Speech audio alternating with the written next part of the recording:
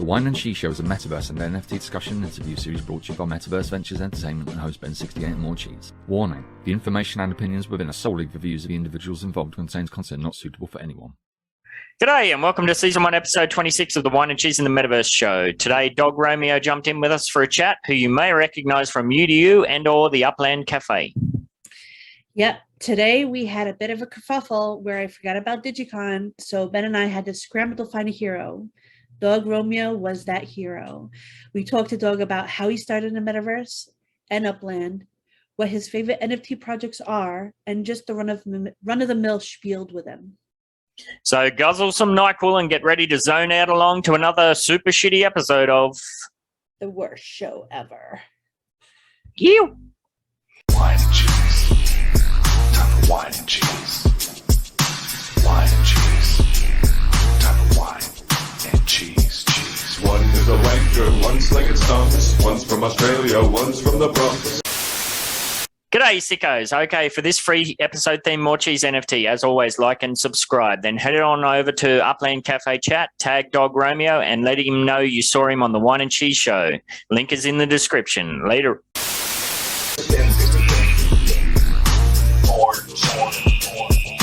Talking about the Metaverse and NFTs.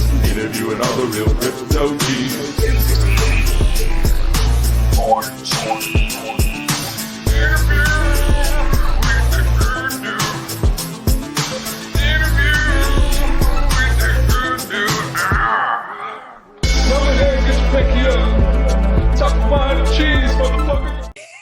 Hello.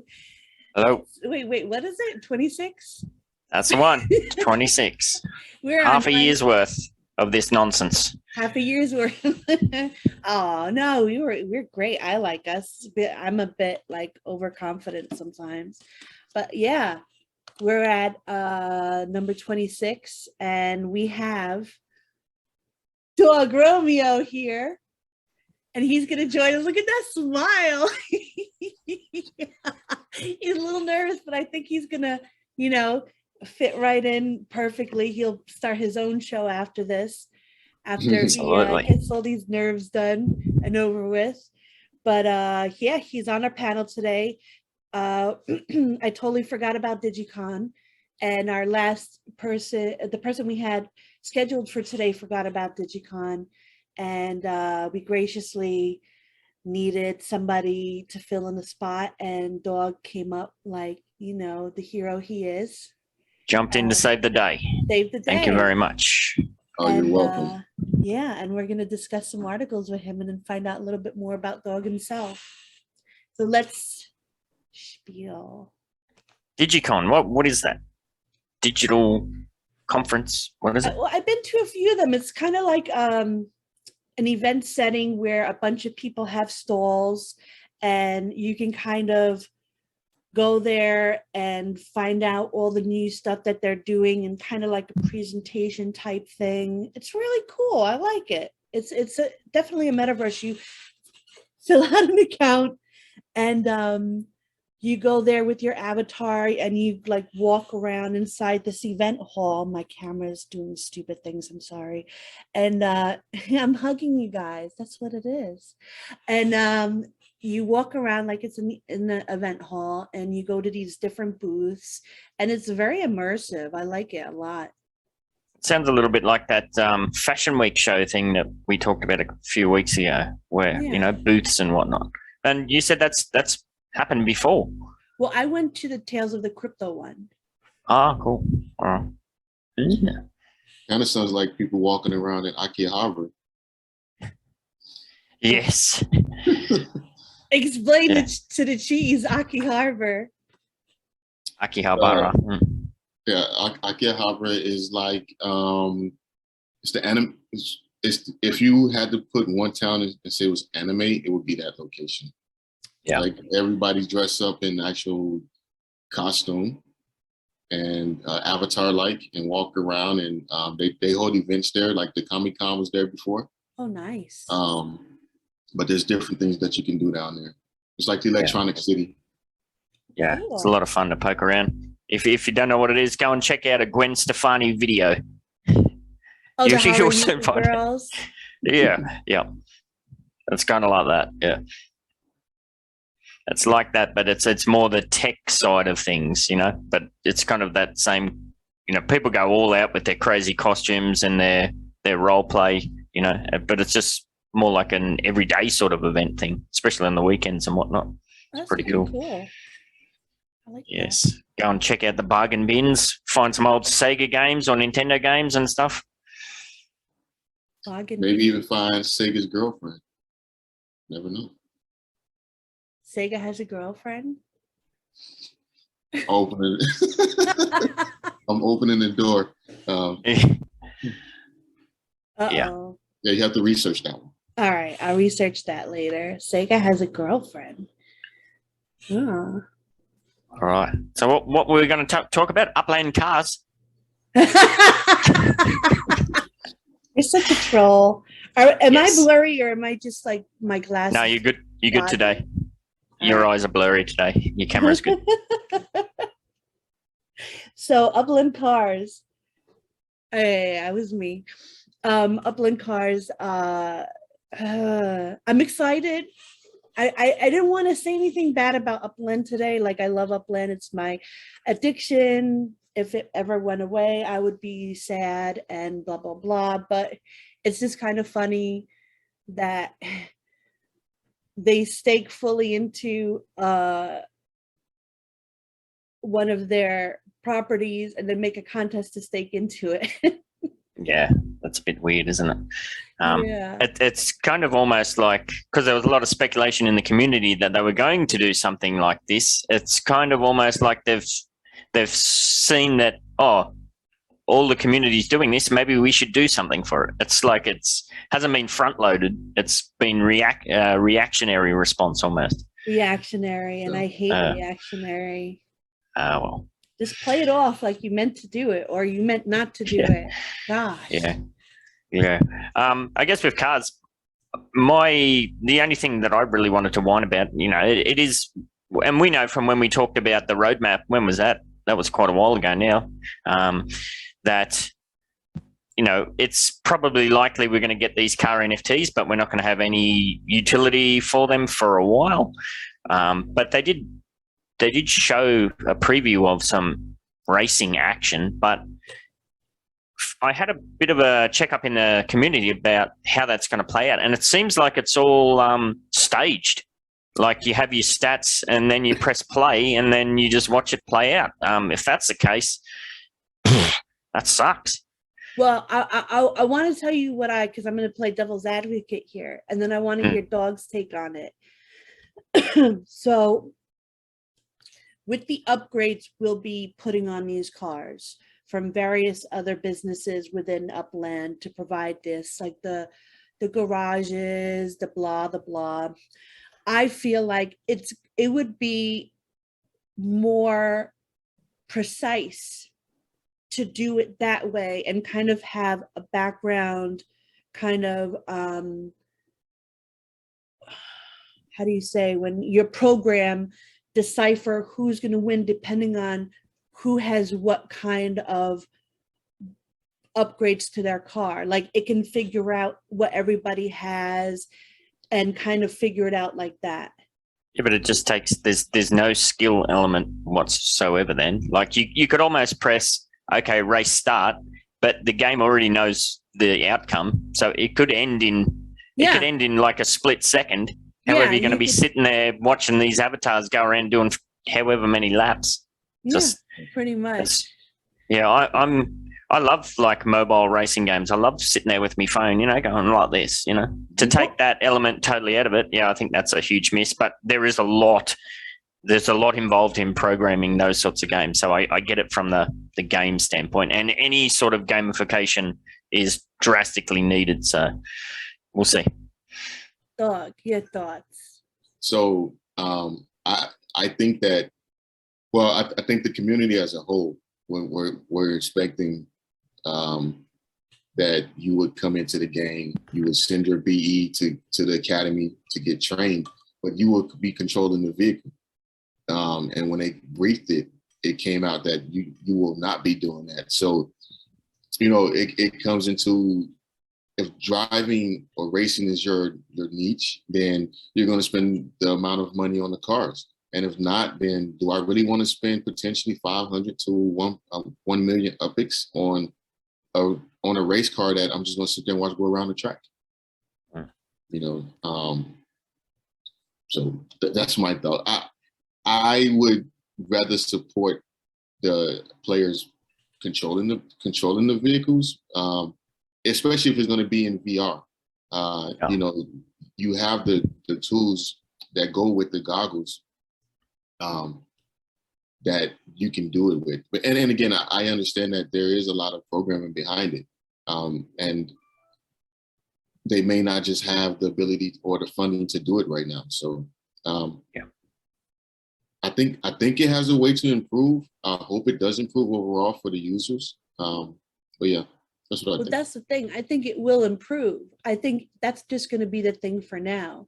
And then eventually they'll have kind of tiered races for those who have maybe no upgrades can race this kind of upgrade only, or just to make it easier on like the programming point of view. Yeah, if that's the case, it's all going to come down to RNG, which I hate RNG. I really hate it too. I hate it too. Well, we'll see. I guess for me, the biggest thing, like I've got 2.5 million UPEX saved to just see what happens. Because I don't know, what do you guys think? What sort of prices are we looking at here from the entry level to the high tier? What do you think for the first run NFTs for cars in Upland? I'm gonna go out on a limb and say first round, purely for racing, low end, $250,000. High end, 2 million UPEX.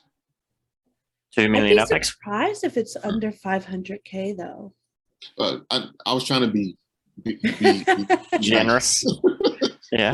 Well, it's a strange one. Like, what have we got to compare it to? Properties. Well, we can't really compare it to properties because properties run the gamut from 400 UPEX to tens of millions of UPEX.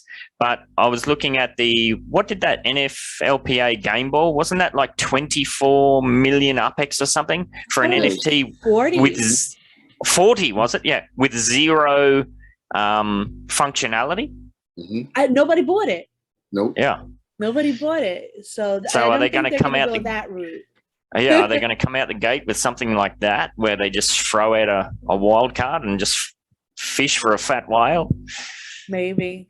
Yeah. I mean, but if we stick together and not like buy into it, maybe it'll go down. I have a feeling it's going to be RNG. Definitely, there's going to be a pack, and in this pack, you will get lucky to get a car, and the packs will probably be $500, and maybe $500 for one pack, where there's a 0.001% chance to get a good car. And then they'll have the $1,000 pack and then the $1,500 pack. So kind of like the legits, you're thinking they're going to run it like that? Yes. Have they mentioned whether it's going to be US dollars and UPEX, or is it just US dollars? I heard it was both, yeah. Both. Oh, thank goodness, because it was just US dollars. I'm out. Yeah, if it's both, that's cool. I guess for me, my involvement or engagement in it is going to depend heavily on what's the outcomes of, you win a race, well, what do you get? If it's just for stats and a leaderboard, I couldn't be bothered investing in that. But if you're earning UPEX prize money and that can potentially become an income generator, which can maybe soften the blow of the dividend cut we just had, then if that's the case, then I might dive into it a bit more. I think it depends on the community, really, because when they said that these are going to be in, like, you could create your own racetrack. Yep. I kind of thought that the node managers were to put these races together, like kind of like if you want to come in, it'll be 20K entrance fee to race. We'll have such and such races, and then you can go away with like 500K UPX prize money. Yeah. So Yeah, I yeah, go ahead, Doc. I apologize, Ben. No, you're right, mate. Go ahead. So I can get behind both aspects of that, meaning that Upland has it where they hold races and the drivers or the players come compete, walk away with UpX, but also node managers develop a route and kind of like race for pinks. Not really, but that could be fun. The buy-in, and then you split the pot. First place get whatever, and second place gets a cut, or winner takes all. So I definitely can see that happening as well. Yeah, I think it'll definitely be a combo of officially run plus unofficially run for sure. And we'll see. I would imagine that the unofficial runs will be where the big prize money is, where people go. But we shall see. It shall be interesting. Yeah. I'd like to have some drag racing in the Bronx. The only caveat to that is ensuring that UpX to UpX, player to player UpX transfer actually works versus using yes, which they still talked about that in the AMA, like when they talked about the successes of the previous year. But I don't know. Have you been able to transfer any UpX? I can't. I've never got UpX that's 60 days old. Well, I have. Only because Abdullah bought my train station, and I'm thinking he just has like one big balance.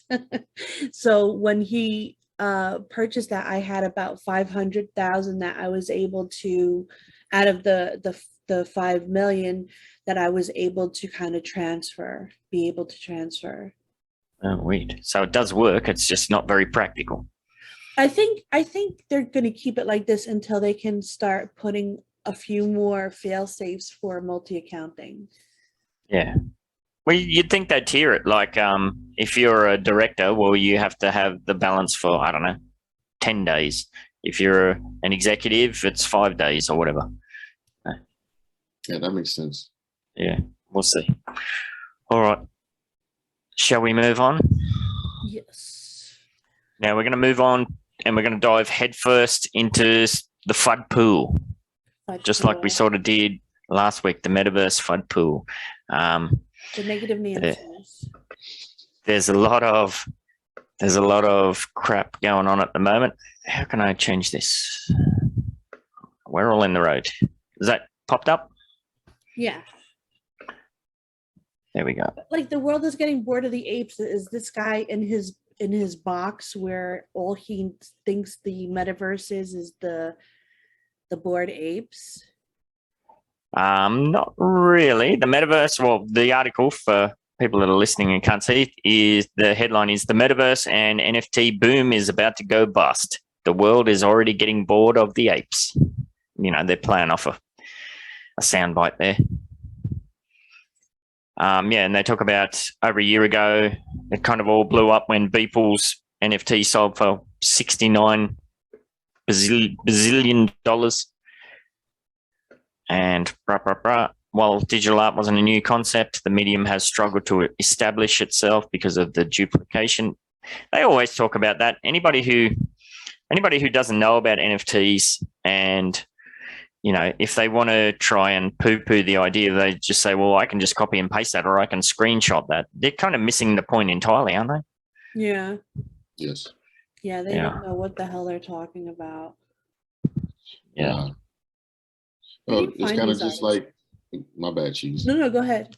No, I was going to say, it's kind of like, how some of our family members and friends look at us right now. Yeah, well, that's true. Definitely. Yes. My husband looks at me. You playing your game? Yeah. So I don't know. So alongside the NFT boom was its counterpart, the Metaverse, which many believed, prayed, would be the digital playground to use these NFTs, avatar skins. And then, of course, as we said, Zuckerberg came along saw an opportunity and rebranded Facebook into Meta, which I still don't get that whole aspect, but anyway. And then, as we know, a whole bunch of other companies have jumped in to file patents and all that sort of stuff. I think these sort of articles are missing the point entirely, which a lot of people are about the Metaverse space, is that it's already here. It's not something new. It's just an evolution of what we already have. Mm-hmm.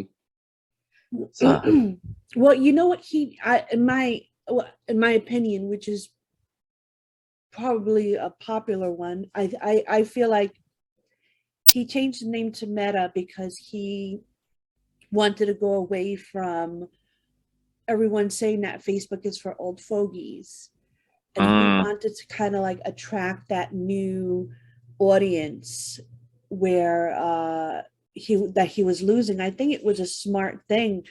I just think that, nothing's going to really go great in the beginning.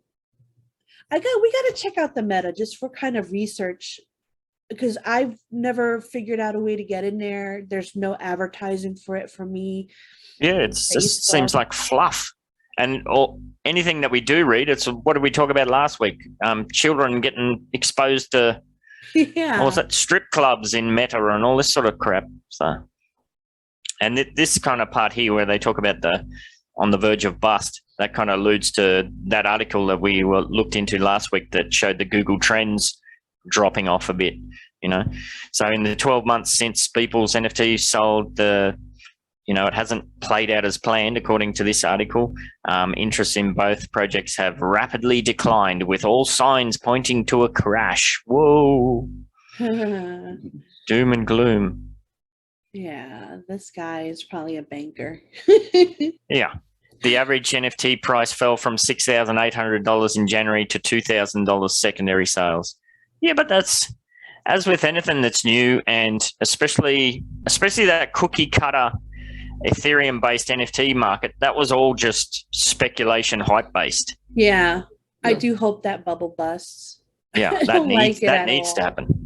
I don't like it. Speculation, but I wonder if this writer was somebody who tried to invest and thought it was going to be a pump and dump and didn't experience what he wanted and got pissed off. Yeah. Yeah, he's on the wrong side of the curve. Yeah. Yeah, well, there you go. Look, after the Beeple sale's here, and then it went way down after the Beeple sale. So what? Yeah, it's a funny one. And then it kind of took off, and look at that, they've continued the trend line down to oblivion. It's funny. Yeah, so Facebook rebrands to Meta right at the height of the bubble, and then it's all plateauing. And then this article, if you're on the podcast, check it out. Follow the link in the description and check out how they've extended the trend line. It's kind of comical. See, like Meta had a bad financial report that people went off of instead of like what it has coming up. Yep. The first year is always going to be really bad, and it's just weird. I don't know. I have some really long call options for Facebook, like far out expiry. That I think it's going to go back to 300. Well, it's like this here, this subheading here. It's little more than a money-making opportunity. But what about the internet in the early days? The .com bubble was the exact same thing.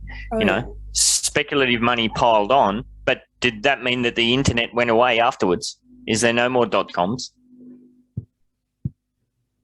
It's just kind of hilarious. .nets. No, I'm just kidding. Yeah.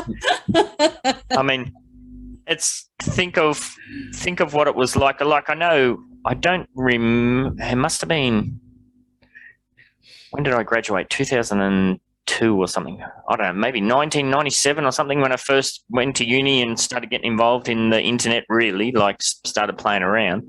And to think of how far we've gone now as far as cell phones and the technology, and everything is internet based now. Your TV, everything, it's all streaming. To see how far we've come. If we looked at the FUD articles from back then and compared it to now, I think we're facing the exact same situation with Metaverse and whatnot. So I don't know.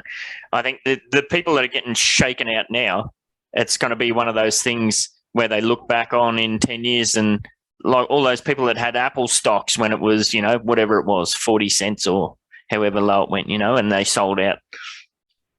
It'll play out exactly the same. I heard they were doing another split.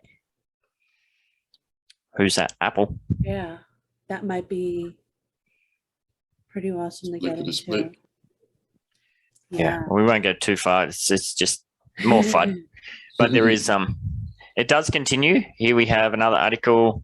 The metaverse has a customer experience problem. Here's what needs to be done. So we have talked about this off and on as well. As far as what was the gaming article where they invested all the Morecheeese and then there was blowback from the community because the community didn't understand what it was. The technology was far ahead of where the user base is. Remember what that was? No. Was it the haptic suit or something? I don't know. But yeah, I don't know. When you read that, what do you think the customer experience problems are currently? Maybe like the learning curve into getting into it is my best bet. What about you, Dog? I would say the learning curve, so the learning curve, and I would say dealing with pulling your assets out. Mm-hmm. And the reason I say that is because even with Upland, what did Cheese show me? How to stake NFT staking, right? Yeah. Without understanding how to do that, it's a bit confusing. And so luckily I had somebody to show me how to do it. So yeah, I definitely think that's what it is. Just the lack of knowledge. Into it.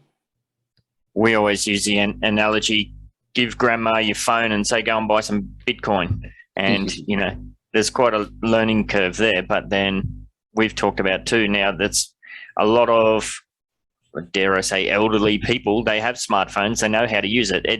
It does happen. It just takes time. Yes. So yeah, it says here, brands are eager to enter the metaverse, but at what cost? Consumers barely know what it is, how to get there, or why they should even care.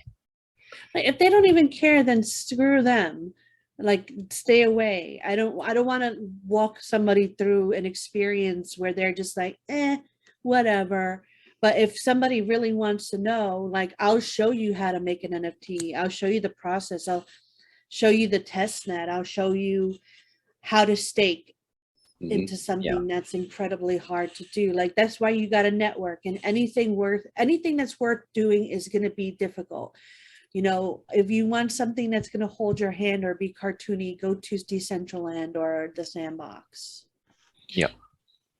Well, also, I think people need to look at it as if you're getting into investing, right? And let's just say you want to purchase stock into Apple, you're going to research on it, about it. You're going to talk to people to get at least the basic knowledge of what's needed to invest.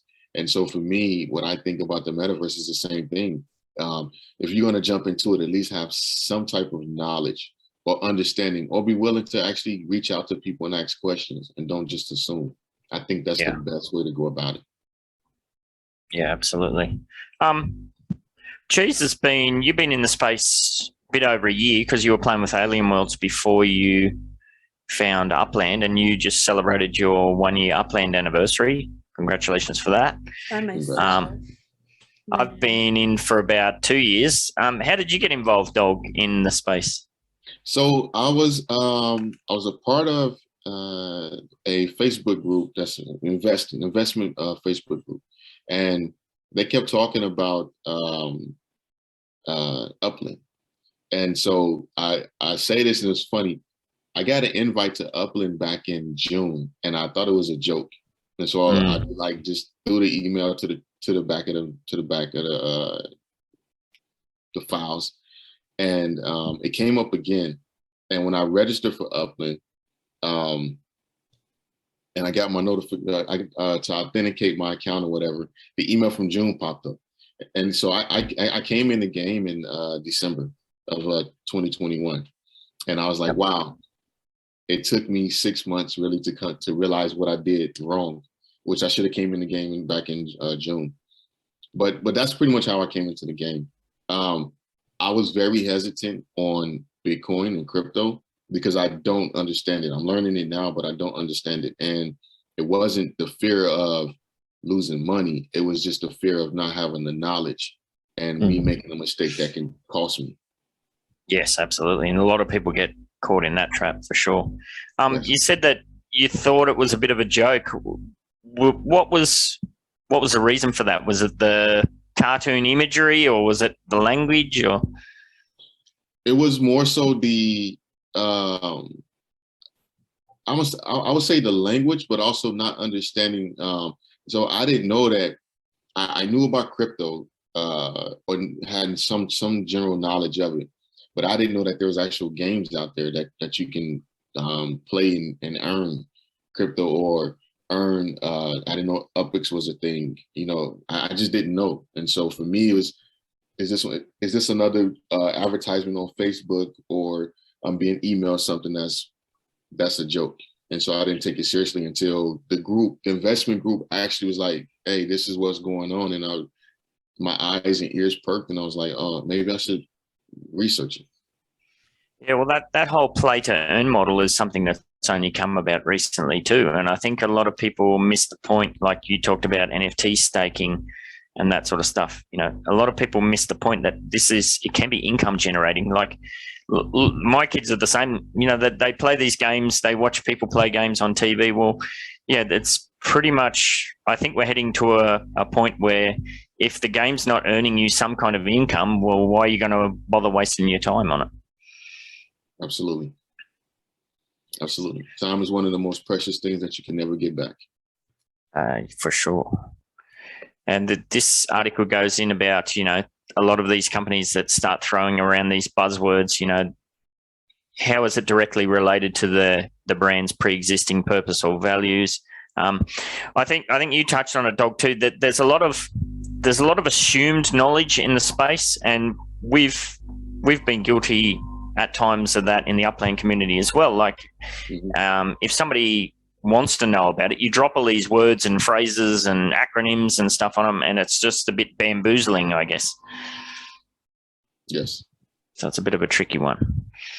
So, but we know that, Web 3.0, that keeps getting talked about, and the Metaverse is heavily linked to that. So the Metaverse is notoriously confusing. Is it though? No, I don't think it's confusing. I just think that some people just don't ask the questions or reach or ask for help. So I think that's what I think. I don't think it's confusing. I mean, it can be if you don't ask for help or try to research and understand it. Yeah, I think people just read too much into it, whether that's part of the problem. Like, the Metaverse is already here. People are already engaged in it. It's just extension and the next evolution of the internet that we're all involved in. I think people see virtual headsets and they see these imagery of people walking down the road with their headsets on, and they go immediately to the worst case, you know, crazy sci-fi version of what it is. But if you're on your phone and you're buying things online and that sort of stuff, you're already kind of in the Metaverse anyway. Mm-hmm. Yes. So, all right. I don't know, Cheese, did you have anything you wanted to touch on about that? Brands in the Metaverse? Nah. No. All right. Next one. So how is it really going to work in the Metaverse? So where do you think we're at in, I don't know, say 5 years' time, Dog? What do you think we're going to be doing? What's the Metaverse going to be? Wow. That's a good one. I think that 65% of humans will be involved in one way, shape, or the other. And I think it will become everybody's reality at some point, whether it's ordering food through the Metaverse and having it delivered at home, or purchasing digital art, which we can do now, but you know, people actually getting a virtual NFT of the Mona Lisa that they can virtually hang. to potentially, this might sound crazy, but doctor's appointment, you know, not like something major, but simple questions, or you want to talk to the physician about something. Yep. That's where I think we would be at. Yeah, well, we had that. I'm sure it was probably the same in the States too, with all the COVID drama. Like here in Australia, there has always been, or recently, I should say, in the last couple of years, there's been a telephone doctor service. But my actual doctor, he switched over to, you know, phone consultations for a while. You know, I could definitely see that being the case for sure. Yep. I like this. I like this kind of blurb here. So this person's talking about they played around in Meta's version of the Metaverse, and the initial experience felt a lot like walking into a smart TV. I think that's a good description. I think last week it was described as the Metaverse is pretty much just the internet in 3D. And you're right, you know, you may enter a space and you're going to order your food, you're going to pay your bills even. You imagine lining up virtually to, what do you call it in the States, the DMV or something, to DMV. Go and get your license, you know. Maybe you could do that rather than spending your whole day. Do you have your license in Japan, Doc? I have yes, but I have a military license, the SOFA status license. Yeah, so you haven't had to go to one of the Japanese DMVs? No. Oh my gosh. I'm sure you've heard some horror stories, have you? Yes. Hurry up and wait, and yes. Oh my God. I got some really good stories from my time. My whole days spent in those places. Yeah, maybe save those for another time. I saw some of the best and worst things I've seen in Japan at those places. It's hilarious. Well, I've had my experience at the consulate, like going down to the Philippine immigrations. Yes, the consulates. Yeah, that's another one as well. Yeah, for sure. Alrighty, I don't know. Is there anything else you want to touch on here, Cheese? I have no idea. Where do you think we're at in 5 years? I don't know. Hopefully a lot more. Well, this next article maybe kind of alludes to it. Like, we have seen some brands, you know, leaning heavily into it. And here we've got Samsung to use the Metaverse to solve its recent issues with apps and stock price plunge. Now, while I don't think that might be a good reason to get involved, a big company like Samsung getting involved, you know, there's some obvious opportunities there. What do you think about that? What are we looking at as far as that goes? Wow. Cheese, what are your thoughts? Samsung getting involved in what? The Metaverse. I don't know. That's so vague. Like, what was the title again? Samsung to use Metaverse to solve its recent issues with apps and stock price plunge. And as I said, I think that's a horrible reason to get involved. Like, they're trying to piggyback off that to fix their issues. Yeah. But I mean, unless they're trying to, like, because whenever the stock market goes down, it's very, like, the crypto will move, but I've seen some things go up, like Wax and ETH go up. So maybe they want to just kind of make investing more similar to that of the mechanics of the blockchain, which I don't get at all. Well, the article goes on to say the decision was announced during a general meeting of shareholders, and this move will include multiple mergers and acquisitions entering the artificial intelligence sphere, telecommunications technology, and production of robots. So they're kind of angling into the future possibilities. I don't know.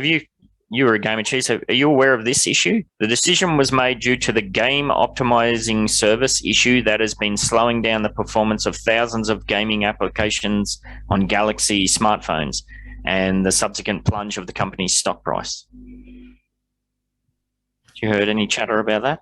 No. Me either. No, I have strange one. not. I don't. I've never had a Samsung. I'm a Google Pixel girl, but I don't know. AI and robots will become this engine to push the electronics giants' business forward. Aside from Metaverse, robots have often been considered by the electronics giants. Okay, so that's often a bit of a tangent. Well, I think this is the point here.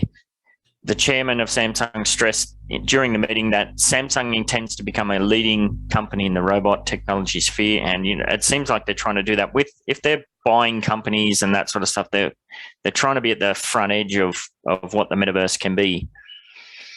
And it says here, Samsung to release a metaverse device soon. What does that mean? What's a metaverse device? Yeah. Huh. We're communicating on metaverse devices now. I've got one next to me. It's my phone. My smart TV is a metaverse device, as far as I was concerned. Yeah. Metaverse. Unless they're talking about some kind of new Oculus sort of system, or maybe some Galaxy glasses, or I don't know.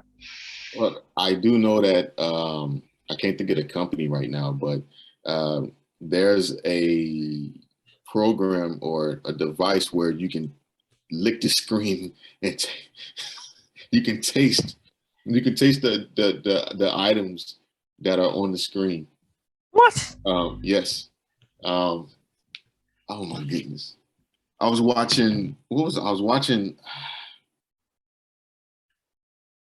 NHK. I was watching something. I can't remember what it was. And they were talking about it. And I want to say it was developed here in Japan. Yeah, well, it's probably some kinky sex thing, is it? No, it was like food, because they were showing a teenage. I believe she was a teenager. Tasting it. So, but I'm gonna have to research that one. Well, there's one thing about Japanese TV, and it's if you don't like food shows, don't move to Japan. Don't turn on the television. That's one of the things I don't miss about leaving Japan is the bloody food shows, the endless food shows. Yes. Yeah. Well, how would that even work? I don't know. It just shows it shows a video of the young lady licking the screen, tasting. Sounds like a good way to get some kind of bacterial infection. Yes, true. God, you sign up for that, Cheese, would you? I just remember that article saying that your phone has the most decal matter to it because people take their phones into the bathroom with them. Oh yeah. And it's more dirty than your toilet, which makes me cringe. And then the thought of somebody licking their screen. Absolutely. Okay. I found it. It says cool. A professor in Japan has created a prototype TV screen that generates flavors when you lick it. I can't even get my mind around that. It's dubbed Taste the TV. Allows you to taste whatever you're watching through disposable hygienic film that covers the TV screen. There must be something on the film then. It can't be related to the TV. But Cheese is dead right. Like when I was a uni student, I put myself through university by working in a slaughterhouse, basically. And as part of that, we had to do a TAFE course, which I guess is kind of like your community college sort of thing. And as part of that, we did one subject on bacteria and and we got given 3 swabs, and we're supposed to go and swab anywhere within the slaughterhouse, and then you played it out on agar and see which has the worst growth. So I went to the toilet and I swabbed in there. I went to a bull's pen and I swabbed in there, and I swabbed my wallet, and my wallet was way worse. It was by far the worst one. Oh my God. So yeah, I can imagine your phone would be even more so. Because how often do you wipe your phone down with alcohol wipes or something? What are you doing, Cheese? You're having a party. I'm having technical difficulties. You look like you're having techno difficulties. Techno dancing. Yes. Anyway, I got there's a couple more here we'll look at quickly. And this is a big point as well as far as Metaverse goes. like leading in the direction I think we're heading. Companies race to build digital twins in the metaverse. So what does that say to you? I don't know. Human cloning, digital human clone. Like clone the blockchain or something. When I read that, I first thought, and I haven't actually looked down in the article, but the way I read that, and I don't know if it's true, is that companies are looking to kind of not change, but find aspects of their company that can directly correlate over to the metaverse and get involved. It's almost like the back in the old crypto ICO days, there was all these companies racing to put out an ICO crypto coin, and then they front loaded all the technology, and then they were kind of scrambling, okay, so what's the functionality? What can we actually do with it if we have it? So I don't know, but let's see. As the metaverse rapidly expands, major businesses and brands are picking up on the tools needed to fill the virtual void and deliver immersive online experiences. So yeah, I think I'm kind of right. They're trying to work out how they can not clone their company, but kind of, well, I guess it's almost a clone of their company in the digital realm. Like if we go back to the McDonald's analogy that we've been using recently, like we know you can order McDonald's now on your phone.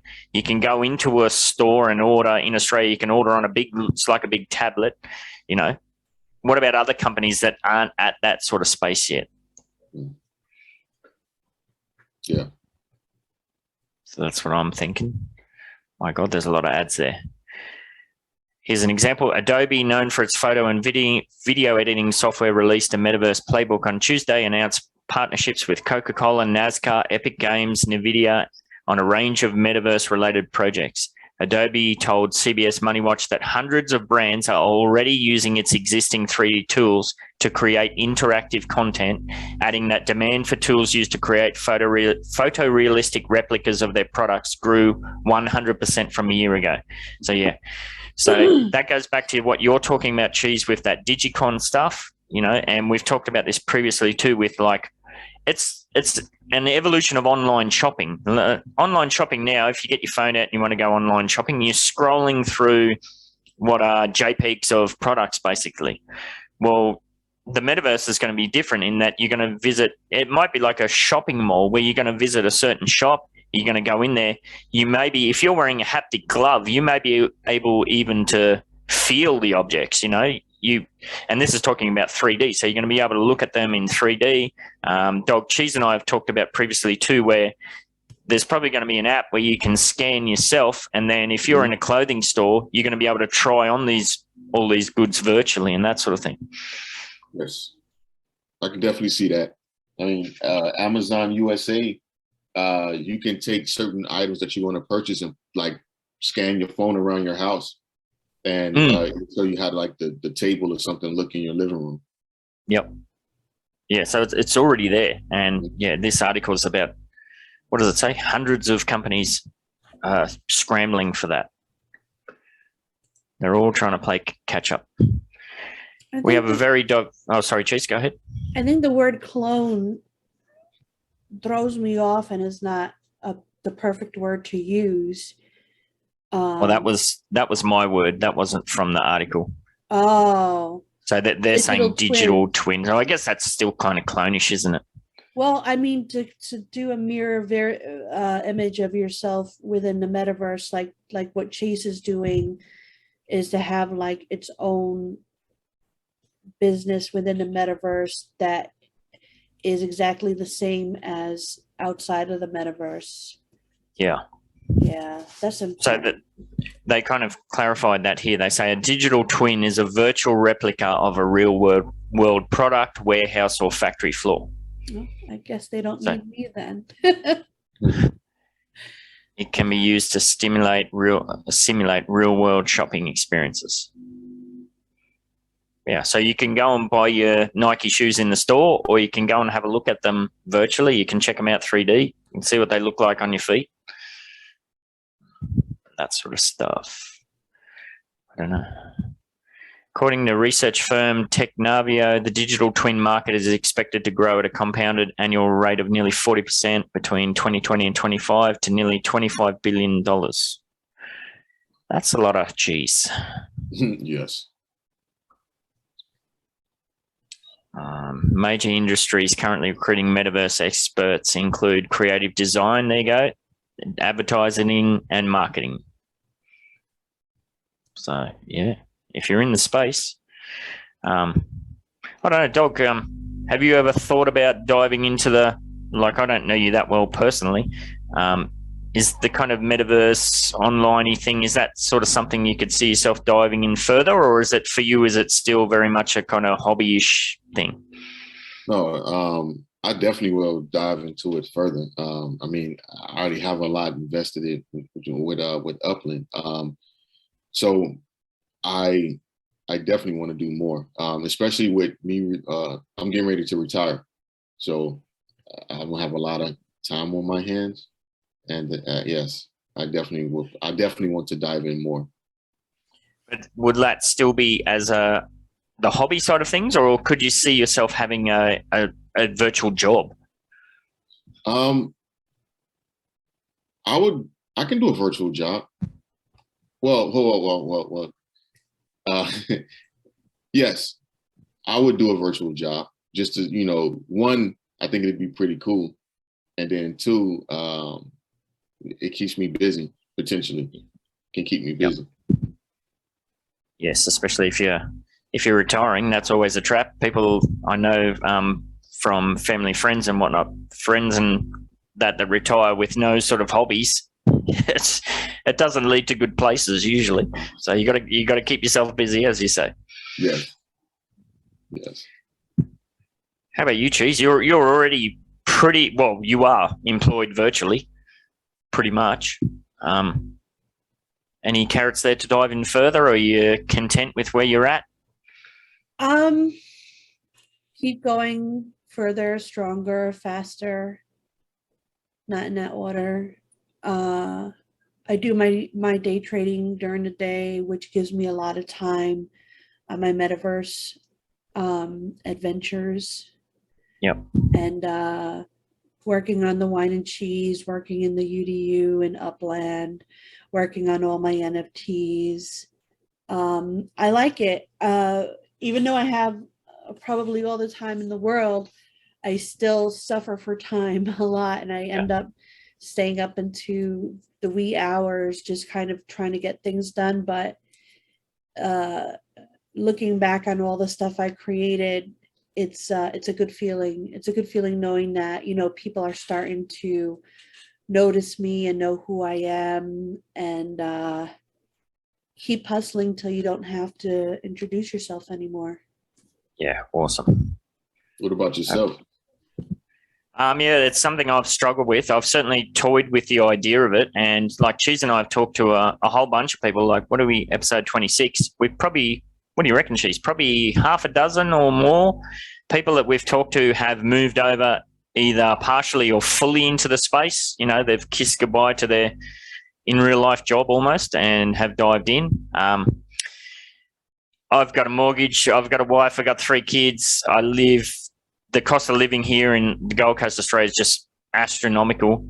So it's not something that I can just do on a whim. I mean, if I was 20 years old, absolutely it'd be something I'd just dive headfirst into. But yeah, I'm at the age where I need to get some stuff sorted out, and it's pretty hard to take a gamble. So I've actually, as you both know, I've been in the UDU, I've taken a step in the other direction where I've had to take on more in real life work just to get some stuff squared away. I guess it all depends. Who knows what's going to happen with the Upland over the next couple of years. Potentially with what I'm slowly building there, I'm hoping that can allow a bit more freedom to pull back and to dabble a few more toes in. But yeah, at the moment, the risks are just too great for me to dive in head first, which is a shame, because I think the opportunities there for people that want to get involved are really huge. And we know some of the people that we've talked to, Cheese, that Cheese and I have talked to, they don't, they're not artists, they're not coders, but they're people knowledgeable in the space, and there's still massive opportunities for those sorts of people. Yeah. Whether it be through community management or, any of that sort of angles and that. So I don't know. It's definitely a tricky one. See how we go. But I think this is kind of the main point, and this is something we've been talking about for a while. While brands used to get away with two-dimensional content on traditional websites, the metaverse is making the need for three-dimensional interactive content a total necessity for mainstream companies. And this is probably going to allude back to, we've talked about if you're like a brand, clothes brand company, there's going to be aspects of what do you have now? You have a membership card where you get rewarded based on how many times you've been to the store, how many purchases you've made, and that sort of stuff. That could easily transfer over to NFTs and the play to earn model. So add a little bit of gamification into the 3D website content, and then, off we go.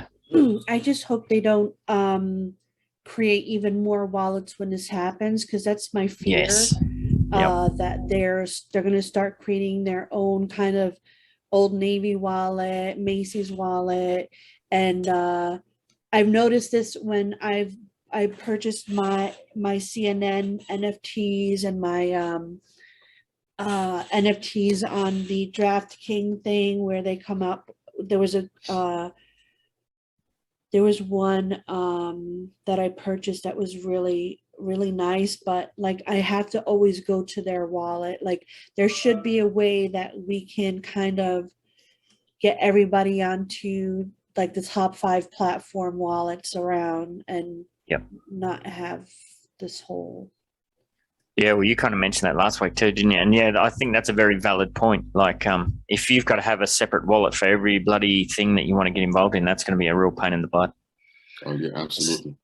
It's like the old pull out your credit card and the thing flies down. You got 50 credit cards in there because you got to use each one for a set store or whatnot. So I know my wife does that now with shopping, different, we have flybys and all sorts of stuff. Every time we go to the shop, she's pulling out some other thing to scan to get rewards points.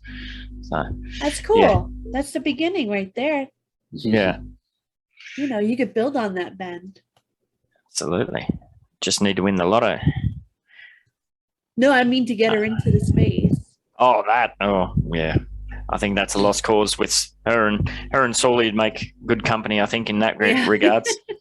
Dragging, kicking and screaming into the metaverse.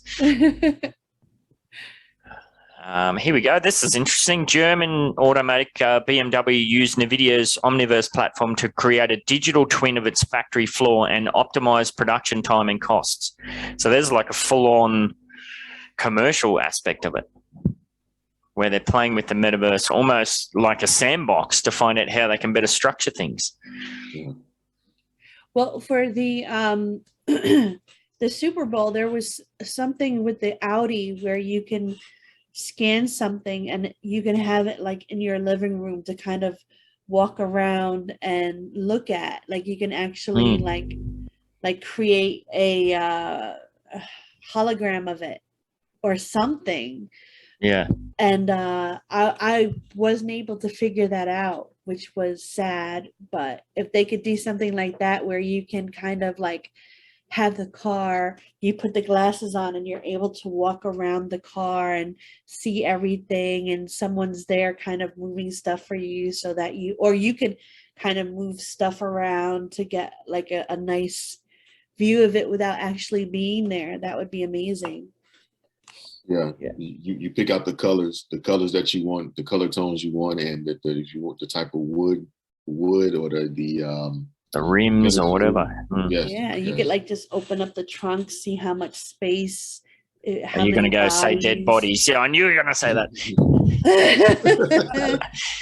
Yeah. Yeah, no, I think that's definitely where we're heading. And this is interesting here where they're BMW using it purely for like the factory purposes. Like it says here, by creating a digital twin of its factory, BMW was able to simulate virtually what it's like to have 300 cars running on a conveyor belt, and they could identify which paths around the factory were the safest for the employees to use during a shift. Yeah. So this is not for any commercial, fluff, hype bullshit. This is like full on, real world applications. Yeah. And that sort of technology that's being developed there will obviously bleed out into the commercial space, as far as the hype and everything like that. So that's very cool. So it's interesting to read something like that and then go back to our original article. The metaverse bubble is about to bust. Well, hang on a minute. BMW's involved and they're doing this in the space. So, Yeah, if you're not in a metaverse, then people won't know you anymore. That's what I said last time. That's what I say this time. And here we go. Look at this. Lockheed Martin is also using NVIDIA's Omniverse platform. Lockheed Martin, isn't that an airline and weapons company? Yeah, I remember that back in the Gulf War when I was trying to make some sort of profits. Yeah. Well, this big with us. Yeah. Well, this is saying they're using it to do a digital twin of and model wildfires in California and work out how that firefighters can battle the blazes better. So how about that? Firefighters with their virtual headsets on, getting feedback from metaverse bots telling them how best to control and fight the fire. All they have to do is create robots to rake the leaves, Ben. Duh. Smokey the Bear or something, isn't it? Yeah. Yes. And an army of goats to eat all the stuff, apparently. Oh, yeah. Goats do that. That's right. If you are a store operator or a retail operator, you'll want a digital twin to understand the layout of your products and the flow of people in your facility. So it's not just about showing the customers what you've got. It's also about, how to make your space work best. That's very cool. I hadn't even thought of that aspect before. And there's going to be a lot of new, how do you say, like, when people are going to want to hire for this. Yes. There's going to be a lot of new jobs opening. Yep. And they're going to want people who are really savvy in the metaverse. Like, you're going to find jobs for those really quiet, kind of anxious people who don't want to leave the house. They're going to be in big demand soon. Absolutely. Yep. And as I said, it's not just going to be about coding or art or anything like that. Obviously, that's going to be a huge aspect of it, but there are going to be a lot of other jobs associated. I think you did right, Cheese. Yep. And one last thing, David Whalen, CEO of Engage XR, a metaverse company that provides a platform for over 160 organizations and businesses. It's going to hold immersive meetings, virtual events, and company-wide training sessions, said their number of clients grew 50% in the last 4 months. Yep. That all makes sense. Whalen, isn't that the company behind Alien? What? Movie Aliens, isn't that Whalen? Oh, well, I mean, he could have the same name, Ben. I'm just trying to plant a seed. Yeah. So, I completed my master's degree wholly online. I went to my university once in the 4 years that I did my master's. A lot of the lectures that I did were, it's watching recorded Zooms and that sort of thing. I can fully see people, when you talk about like single mothers or things like that, being able to do the education side of thing virtually, 100% virtually, attending a lecture in the metaverse, attending, a prac and those sort of things in the metaverse.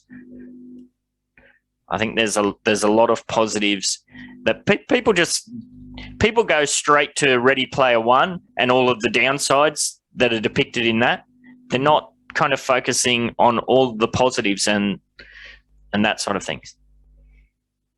I don't know. No, I agree. I think that there are a lot of good sides, and it will be helpful in the future. I think so. Absolutely. Oh, those people have legs. Yes. Because I know in the meta they have no torso down. No, and absolutely. And this last bit here that we'll use for this, that kind of alludes back to that original article that we talked about. And it's exactly what we were saying there too. In the mid-90s, big brands and companies had to get internet ready. If you weren't on the internet, if you're not on the internet now, if you're a company that's not on the internet, are you really doing all that you can to be successful? You know, That's and sad. yeah, exactly. And that's what I mean. It's alluding back to that original article and the original discussion. But we're at the very same stage now with the metaverse and companies needing to get metaverse ready. So I think that segues nicely, Cheese, back to, you know, what you were saying and what we're saying as far as all of the FUD that's being involved. And you've been saying this, we've been saying this for ages. If you're not getting ready to get involved in the metaverse, you're missing out on a huge opportunity, and you're going to have to eventually anyway to survive as a company. I said that last Whine and Cheese. I said, if you're not in the metaverse, no one will know about you, especially with marketing and whatnot. Yep, 100%. And what's this last one? Make sure you're giving Cheese her credit. Absolutely. And speaking of giving Cheese the credit, over to you for this one. NFTs, what's the future of art in the metaverse? What do you think, Cheese? I don't know. What? I don't know. You just read me one line of an article. What's your immediate reaction kind of thing? I guess that's what I'm fishing for. I'll throw it to you then, Dog. What do you think the future of art is? I think it's huge. Well, so look at it. Look at this. NFTs created for the Met, right? Or a gala where somebody in Australia would love to go visit but can't go, and it is recreated for you to be able to tour with, you know, yourself or your family. Or looking at the Museum of Science and Industry in Chicago, then it's virtual. Yep. You can actually walk through it and, you know, see the trains and Miss O'Leary's cow kicking down the lantern to cause the fire, right? Yep. Or jump over to see the Mona Lisa or see a Van Gogh. I think the opportunity, and for new artists, I think the opportunity is there, and I believe that it's going to be captured to show the world what other people have not been able to see. Yeah, and that happened with COVID. Like in Australia, a lot of the museums and places like that you couldn't go to anymore. They opened up virtual experiences. They were clunky. They didn't really work great, but you know, it was there. They were attempting to do it. And yeah, of course, art doesn't just mean paintings or pictures. You know, it's music, it's dance, it's all of those things. Yes. I mean, yeah, I would love to see. So over Christmas, I was back in the States, and so we actually went to Broadway. We went to see Wicked on Broadway. Awesome play. But if you were able to get an NFT of the different scenes from the play, yep, you know, click on it, and you can actually enjoy that from your home. So yep. Yes. Yeah, a lot of the artists that I'm interested in as far as music goes as well, like when COVID shut everything down, they did like these special performances where there was a limited amount of tickets, and there were some products associated with that. I don't think it went as far as like NFTs, but you could definitely see that happening where, you know, back in the day when I used to go to concerts, I used to keep my ticket stub and I used to keep that inside the CD sleeve and that sort of thing, you know. I can definitely see this becoming more popular as far as big bands go. And who knows, maybe bands like the Rolling Stones, not that I'm a Rolling Stones fan, but those guys, what are they, in their 80s or something? And they could still potentially keep touring virtually well into their hundreds maybe, who knows, without the grind of travel. Yes. Yeah. I don't know. Cheese, any thoughts? You've had some time to digest? I don't know.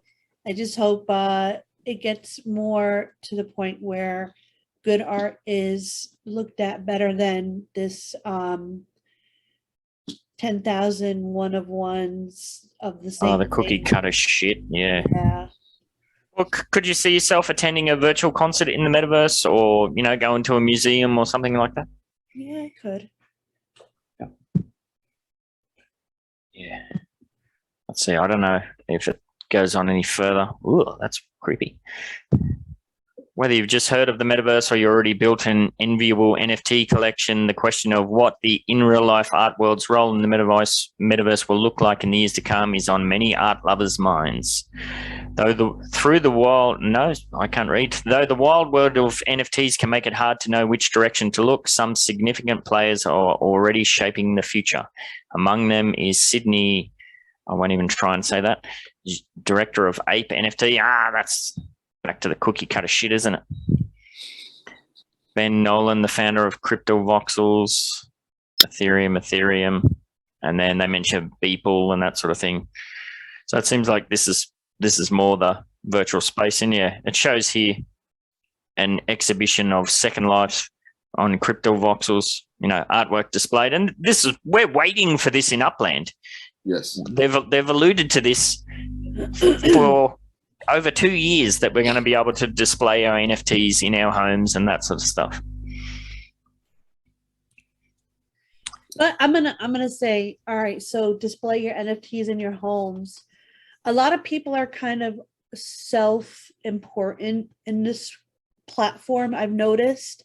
Yep. I go out of my way to kind of support everybody and anybody I know, but when it comes to people kind of supporting you, it's like almost non-existent. I have the same few people who will like everything I post in the Whine and Cheese, the MVE Discord, or if I post it like in, let's say, the cafe or anywhere else, it's always the same people. Yeah. And like, do you really think people are going to want to go to your particular house to see your NFTs, or are they going to just stay in their own house staring at their own NFTs? Well, that's a very good point. I think it's like the Griswolds getting out their family photos, like, oh, Christ, nobody wants to see your holiday pictures. And yeah, I think you're dead right. Like, I've spent a whole bunch of wax and a whole bunch of time amassing a huge NFT collection of mint number 68s, because that's a number I'm a fan of, and I collect a whole bunch of art and things like that that are mint number 68s. I have an apartment building in the Upland Metaverse that's, on a property that's number 68 that I want to display them in. Do I expect anybody's going to give a shit? No, not really. But yeah, I don't know. It's definitely a tricky thing. That's even different from you. You're buying other people's, but like, imagine if you made yours and it took you weeks to make each one, and you put everything into them. Yeah. And then like, you couldn't even get somebody to kind of click a like on a thing. Like, what's to say how much effort it would be to actually go to their apartment? You would have to hold some sort of contest and give out free stuff in order for people to be like, oh yeah, I'll come, I like free stuff. But I mean, I'm not saying like everybody is like that, because I have some really amazing fans of my stuff and I appreciate all of them, and I'm getting more and more, which is really nice. But it's just the kind of thing that I've noticed lately. I can imagine that's a very valid concern, and it kind of reminds me of something that goes way back to my childhood. I had a friend whose parents, it was kind of their job basically. They used to make these awesome like fantasy castles and things like this out of clay, and then they'd paint them and glaze them. Like, there were these huge things, and they did all this massive range of all these different styles and that sort of stuff. And they'd go to the markets every weekend and to sell all their stuff. And you're sitting there at the market and there's just hundreds of people just walking straight past. Every now and then maybe somebody would stop and have a look, and they'd say, oh, how much is this? And they'd tell them the price and they'd go, whoa, and then they'd walk away. I imagine that could be very disheartening. What kind of figures? all sorts of stuff, like mostly like think of like a fantasy castle with like mushrooms and spikes and wizards and all this sort of, it was really incredible stuff. That sounds cool to me. Yeah, because I was a friend, I was always at the kids' house, you know, going surfing or playing video games and that, and we'd see their parents working on these things. They could spend, you know, upwards of 2 weeks building one of these things. They'd put it in the kiln and it'd crack. So that gets thrown in the bin. So the amount of work that went into this stuff was just incredible. And I know that's exactly the same with you and your NFTs. What was that last one you did for Seppuku? How many layers did you say that had? 25. 25 layers, yeah. So and yeah, each layer had to be created kind of like most layers, not all, had to be created on its own, like in my pixel thing. So it was just. Yeah, no, I can definitely see how that's a concern that could lead to a lot of disheartenment, you know. So yeah, it's definitely a concern for sure. I guess it depends. I guess the underlying reason is if you're doing it to put food on the table, that's a different kind of mentality than if you're doing it hoping to generate some income or something like that. I'm not sure. What do you think? But if you're looking to put food on a table, I don't think this is the right place for you. You need to kind of get an outside job, because this is something like starting your own business. If you're not prepared for it, it took me like 30 years of my life to get to where I am. I wish I could have started at the age of 20, 25, 30, but like 42 it is. And everything I've done has brought me to where I am now, being able to do stuff like this on a full-time basis. But yeah, it just goes back to that risk reward ratio. That's why I just can't let go of the in real world job, you know. Well, and I'm somebody with zero artistic talents, so you know. You were telling me last time that you could get a lot of money for your house and then move somewhere cheap in Japan. And live in a tent. Yes. Oh yeah. Well, we could sell up here. We could sell up here and move to Japan and live very comfortably. Absolutely. But, you know, there's a lot more involved to things than that. So, yes. I don't know. What about you, Dog? You said you're retiring. Are you moving back to the States? Are you sticking around? What's your plans? Traveling? So I'm going back to the U.S. for a couple years. But I plan on living in the Philippines. Enjoy retirement in the Philippines. I have a couple business adventures that I'm trying to pursue. So yeah, I think I'm gonna give the US 3 years, 4 at the max, and then I'm headed back overseas. Yeah. That's a cool plan. I like that. I would love to stay in Japan. I love Japan. But I have to go back to the US because that's where my sons are at, and one is entering college, and then the other one is a year, 2 years behind them. So try to give them that time, and yeah, and then after that, dad's going to the Philippines to live life. And if you want to come over, come. Yeah. So it's tough. I mean, once you've traveled and lived, especially if you've lived internationally, yeah, it's tough to go back to the norm. You know, I moved to Japan. I lived there for 2 years, and then if I had stayed in Japan probably another year, I might have got it out of my system. But we moved back to Australia, and from the moment we landed back, everything I did was how are we going to get back to Japan. So we were in Australia for 3 years, and then we ended up back in Japan, and we were there for another 4 years. So, but yeah, there's rarely a day that goes by where I don't think, you know, damn, I wish I had stuck it out, or I wish I had have changed, or what can we do to get back there, sort of thing. And Right. But then they just had a massive earthquake there too. So yes, it's a tricky one. Yeah, it was a hell of a ride at I think 3 o'clock in the morning. Your bed surfing. So, but yeah. that's scary. Yeah, it's definitely one of the aspects I don't miss. Yeah. Cool. All right. And Cheese, we've got one more thing to touch on, which is an article that you found Do you want to bring it up, or do you want me to bring it up? You bring it up. All right. You tell me where to scroll. Oh, where's it gone? There we go. I'm in the road. Yes, GameStop. So this was a bit of a popular stock back a few years ago, where people were kind of playing it like a roller coaster, and it was on the brink of bankruptcy, and people just kind of that the whole diamond hands thing, that's where that came from, and the hodl, and this and that whole group on Reddit. And I believe they got rid of a lot of their old board and replaced them with very knowledgeable Metaverse people. And as a GameStop post-holiday season, Oh, sorry.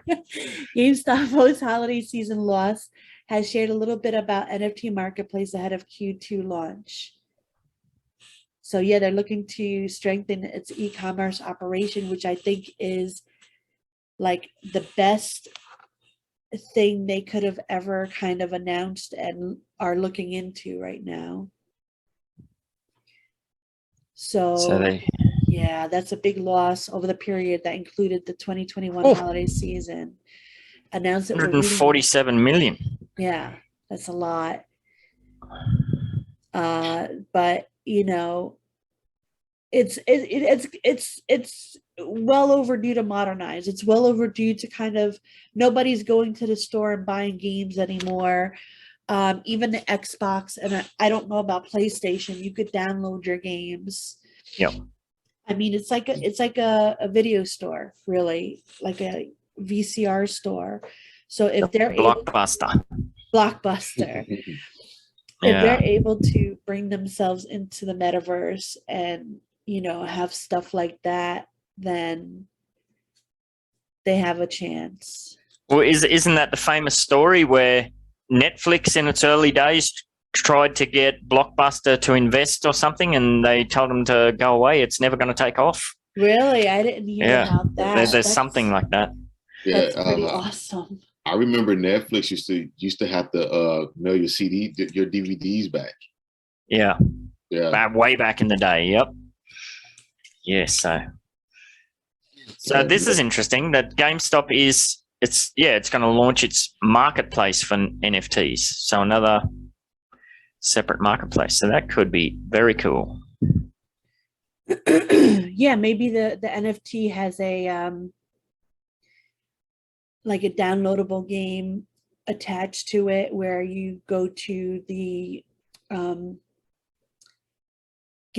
website and you put in a code in the NFT and you get like a game sort of thing. Yeah.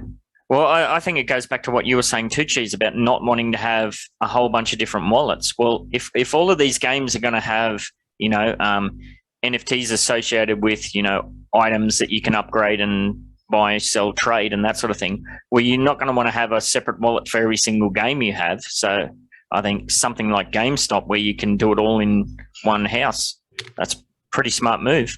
Yeah, and especially if they kind of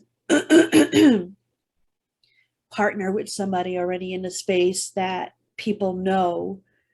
Yeah. I hope they make it work, because like GameStop is like nostalgia, you know? Yep.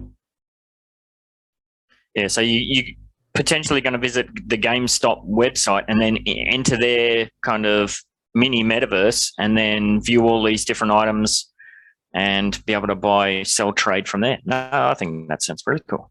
Yeah. Was there anything else here? Should we have a look? Or yeah, you said they've changed its board and management team, hired hundreds of new employees with backgrounds in e-commerce. Launched a redesigned mobile app, expanded its product catalog to include more PC gaming accessories and tech. There you go. Nice. It missed out on the video games industry move from physical software to digital, which is what you were just saying, but the retailer has signaled to investors that it's serious about please somebody say that word. Capitalizing on the burgeoning world of NFTs, beginning with the launch of its NFT marketplace later this year. So yeah, that's cool. Yeah, Hey. I'm excited. You see that they partner with Australian startup.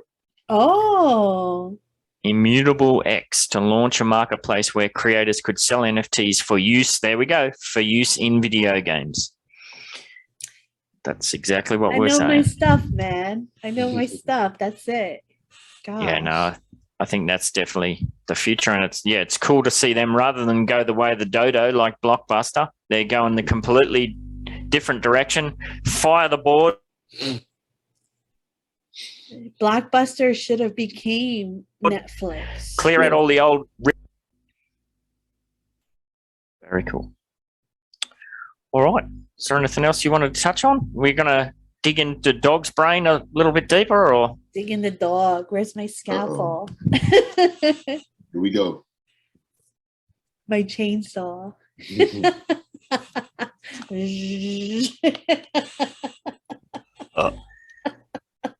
Stop me. I'm going crazy. Stop me.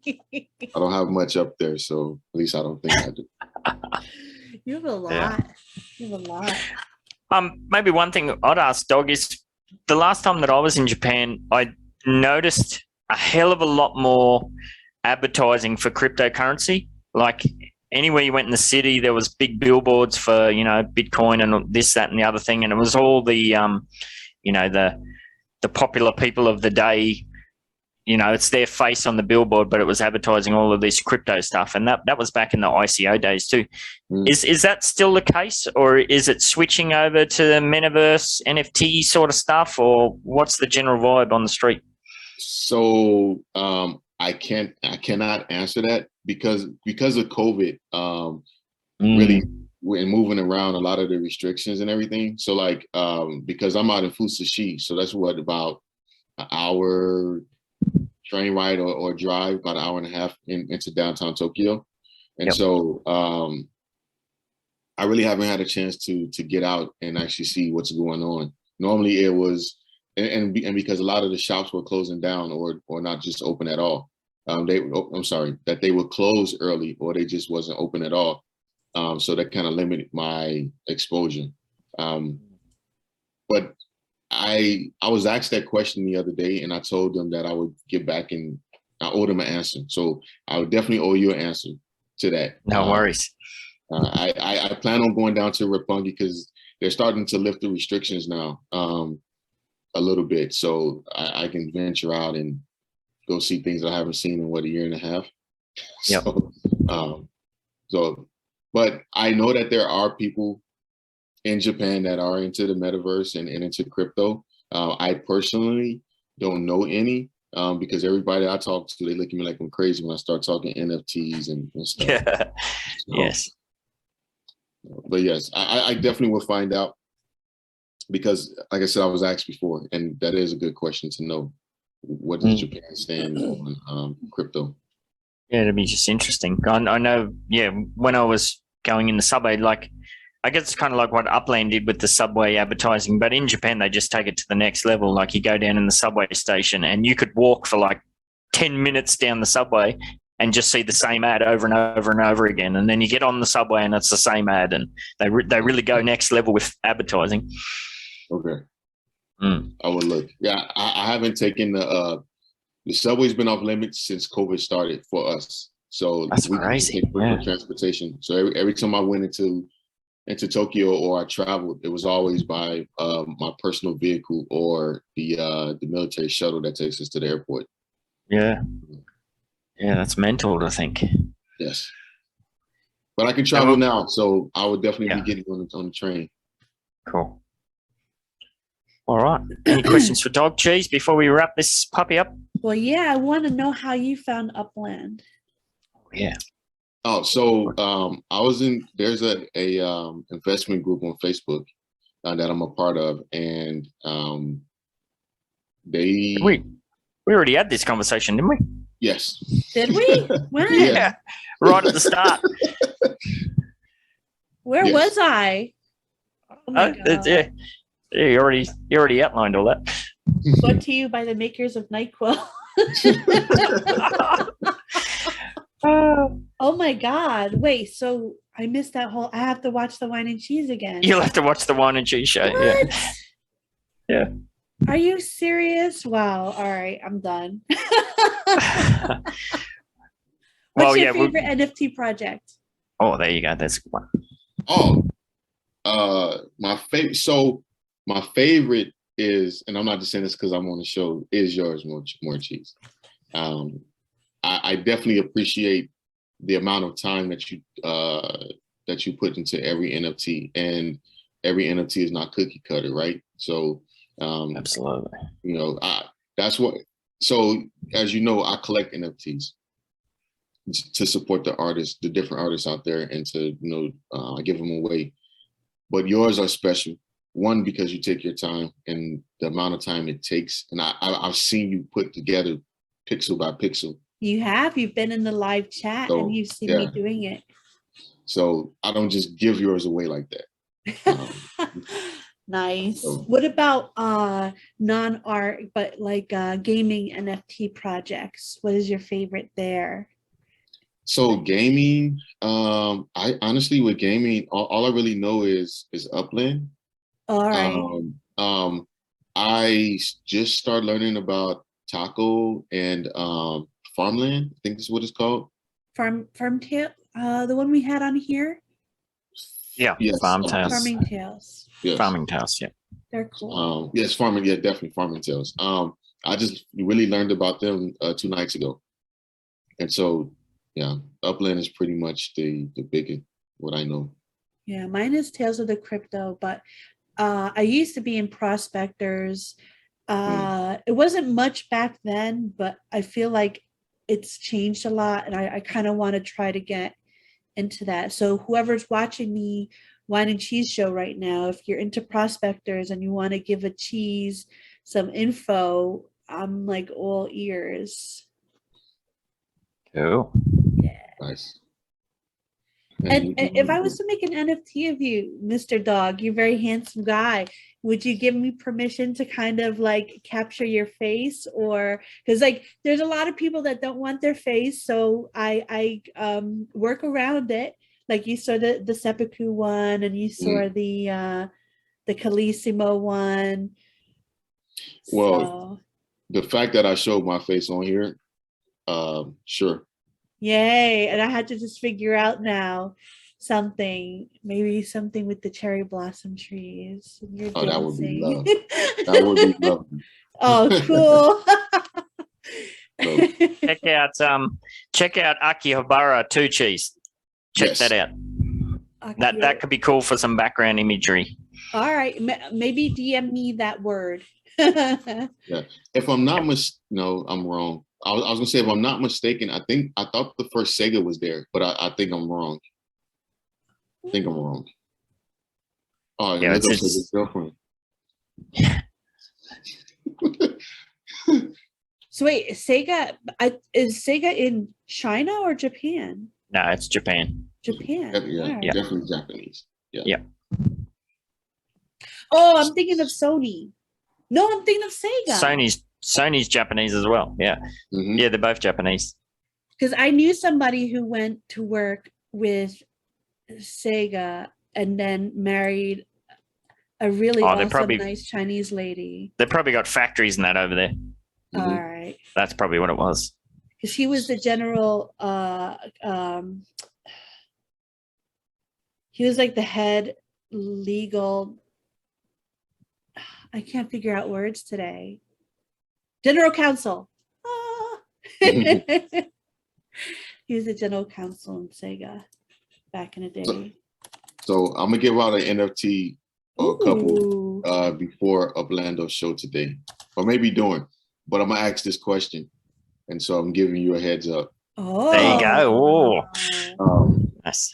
So the Sega, the character, the main character in Sega, the United States. So I'm telling you this, but you're gonna have to research it. The United States got a different version of what Japanese intended it to be. and he did have a girlfriend, but the girlfriend never made it to the U.S. because of how the Japanese portrayed her. Oh, interesting. So, but my question is going to be to the public, and did in fact Sega, the character from Sega, have a girlfriend, and what was her name? Nice. And this will go live tomorrow, so it's all safe. But Cheese, you won't be able to answer, or you'll get in trouble. I know. Big trouble. I have to stick out this one. Just before we break off, I'm just going to share screen quickly to show you Akihabara cheese. That's the classic imagery from Akihabara. Oh, let me see. Yes. Oh, wow. That's so beautiful. I'll DM you that. Yes, this needs to be in your background. Daytime, during the day, it's nothing. Like the view or the scenery from the day is nothing compared to the night when everything is lit. Yeah, I remember I went there for a day trip once during the day, and you're like, really? It's not that cool? But then, yeah, you go back to the hotel and you come out and go out for dinner at night, and you're like, oh, okay, I get it now. And that's when all of the shops open up and everybody's finished work and they're out socializing, they're going out for dinner, they're checking out all the shops. Yeah, absolutely. Yep. Very cool. All right. Well, we might let you go, Dog. Really appreciate you stepping up and jumping in for this one and your insights and everything like that, mate. Really appreciate it. Thank you so much. Thank you for allowing me to be on your platform, first and foremost. And second, I'm honored to even be here. So thank you. See, so now you did amazing. Now you're going to start your own show and you're going to have us on. Oh, no. He seems pretty determined. All right. I think that's a good spot to wrap us up, Cheese. Yeah. Goodbye. We're done. Go ahead, get your pinky up. Talk wine and cheese, motherfucker. Go ahead, get your pinky up. Go ahead, get your pinky up. Go ahead, get your pinky up. Talk wine and cheese, motherfucker. Go ahead, get your pinky up. Go ahead, get your pinky up. People and fire, samurai, riding on a dingo, flying through the sky. Cheese in the house, get off the drive. Hit you with the hairbrush, hit you with the knife. People and fire, samurai, riding on a dingo, flying through the sky.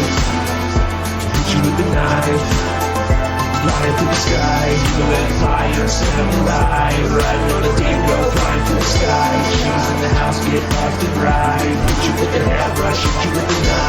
People and fire, samurai, riding on a dingo, flying through the sky. Hit you with the knife, flying through the sky.